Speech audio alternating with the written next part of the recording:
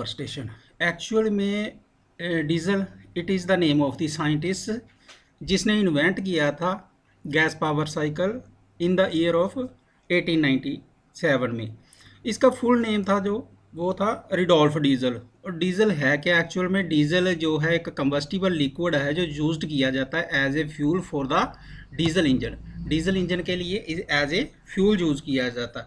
तो diesel engine में जो इग्निशन होती है वो स्पार्क के थ्रू नहीं होती। ये इस इंजन में जो हॉट एयर और फ्यूल है जो एंटर करते हैं in the combustion chamber in the form of the spray through nozzle, जिसको हम इंजेक्टर भी कहते हैं फॉर बेटर कंबस्शन।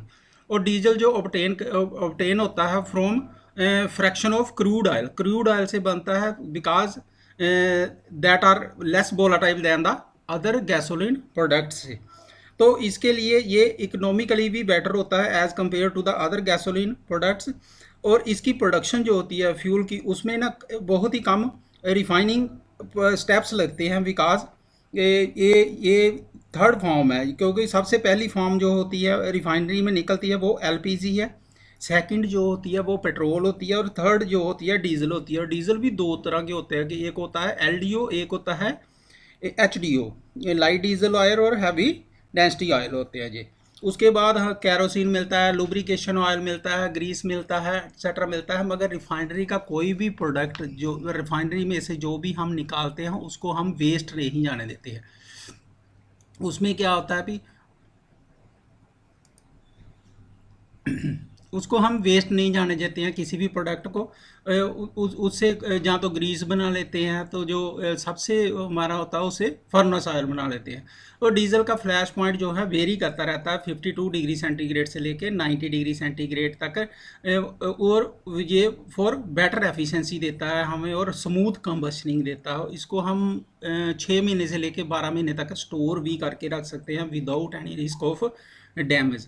और डीजल फ्यूल जो होता है after burning create the air pollutant, जैसे सल्फर हो गया, सॉलिड कार्बन पार्टिकुलेट हो गए जो कि हार्मफुल होते हैं फॉर द ह्यूमन बीइंग। इसलिए इसको एक्स्ट्रा कुछ रिफाइनिंग स्टेप यूज़ किए जाते हैं और जो क्या करते हैं एमिशन कंट्रोल मैकेनिज्म के थ्रू होते हैं। इसको कंट्रोल करके एमिशन और इसकी कॉस्ट को भी वो रिड्यूस करते हैं। और सारे ही जितने भी इंजन होते हैं वो हीट इंजन ही होते हैं।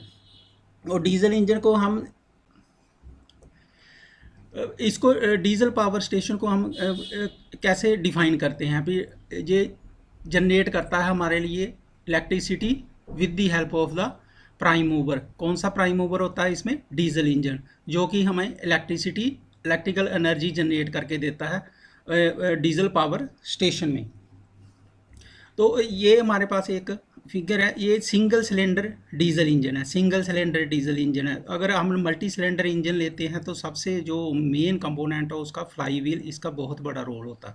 ये आप देख रहे हैं एक शाफ्ट लगी हुई है, ये अंदर जाके ये शाफ्ट क्रैंक के साथ लगी हुई है। सबसे पहले हम इसको ही रोटेट करते हैं और ये क्रैंक को रोटेट करता है। वो क्रैंक जो है कनेक्टिंग रॉड से लगी होती है और कनेक्टिंग रॉड का दूसरा एंड जो होता है पिस्टन के साथ होता है। और पिस्टन कहाँ रेसिप्रोकेट करता है? सिलेंडर के अंदर। तो सिलेंडर के ऊपर जो हमारी कैम शाफ्ट लगी होती है जिससे वाल्व ऑपरेट होते हैं। तो इसका बहुत बड़ा रोल है। ये सिंगल फेज भी होते हैं और 3 फेज भी होते हैं। सिंगल फेज में क्या होता है?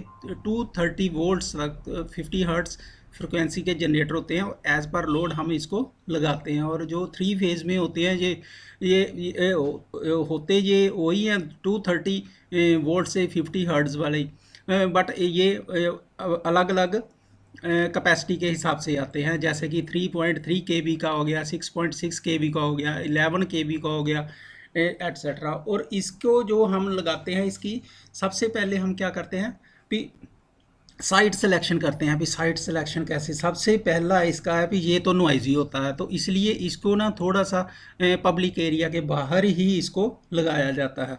बट ये होना लोड सेंटर के पास ही चाहिए, अदरवाइज़ क्या होंगी? लॉसेस हो जाएंगी हमारी ट्रांसमिशन में। जितनी भी है ट्रांसमिशन और डिस्ट्रीब्यूशन में उसकी कॉस्ट रिड्यूस करने के लिए हम इसको अपने लोड सेंटर के बिल्कुल पास लगाते हैं। और इसकी इरेक्शन और फाउंडेशन के लिए जो लैंड हमें अवेलेबिलिटी चाहिए है, जितनी लैंड चाहिए वो भी हमें चीप और बेस्ट मिलनी चाहिए। और सबसे इसका मेन है भी ये हीट इंजन है, तो बहुत ज़्यादा हीट प्रोड्यूस करता है पावर स्टेशन में। तो ये वाटर अवेलेबिलिटी कंटिन्यूस होनी चाहिए हमारे पास, जो मिनिमम कास्ट पे हमें मिल सके। और इसका फ्यूल हमें इसको कंटिन्यू सप्लाई करने के लिए जो फ्यूल की ट्रांसपोर्टेशन है वो भी कंटिन्यूसली चाहिए। और ये बहुत डिपेंड करता है कि इसकी लोकल कंडीशन कैसी है। सपोज़ कर लो हमने पावर प्लांट को आगे आगे बढ़ाना है, ज़्यादा बड़ा करना है, तो हमें जो लैंड की अवेलेबिलिटी हो जानी चाहिए फ्यूचर में। और डिमांड जो है डे बाय डे इंक्रीज़ ही हो रही है, इंक्रीज़ हो रही है, तो इसलिए हमें ये चीज़ें सारी ध्यान में रखनी पड़ती हैं, अभी फ्यूचर में हमें क्या करना है और किससे करना है। तो एक्चुअल में ये वर्क कैसे करता है, फिर इसकी जो केमिकल एनर्जी होती है ना डीजल की, सबसे पहले वो हीट एनर्जी में कन्वर्ट होती है। और हीट एनर्जी जो है इसमें जो जितने भी पार्ट्स लगे हैं वो क्या करती है, उसको मैकेनिकल एनर्जी में कन्वर्ट करती है। और मैकेनिकल एनर्जी आगे हमें जनरेट करवाती है थ्रू जनरेटर, क्या करती है ये इलेक्ट्रिकल एनर्जी में कन्वर्ट कर देती है। ये इसकी कॉस्ट जो है as compare to the steam engine, steam power plant या हाइड्रो पावर प्लांट के बहुत ज़्यादा होती है, क्योंकि initial cost of the diesel जो होती है ज़्यादा होती है। बट इसको इसको इरेक्शन करने के लिए जो कॉस्ट लगती है वो कम लगती है। बट इनको हम जब स्टीम और हाइड्रो पावर प्लांट या कोई और पावर प्लांट लगाते हैं तो उसकी इनिशियल कास्ट बहुत ज़्यादा होती है as compare to the diesel के। डीजल की इनिशियल कास्ट कम होती है, बट इसकी जो प्रोडक्शन कास्ट है वो बहुत ज़्यादा होती है। इसलिए हमें इसको स्टैंड बाई पावर प्लांट भी इनको हम कहते हैं। और ये इनको कई बार तो हम पीक लोड प्लांट भी कहते हैं, इमरजेंसी प्लांट भी हम पावर। Thanks to all.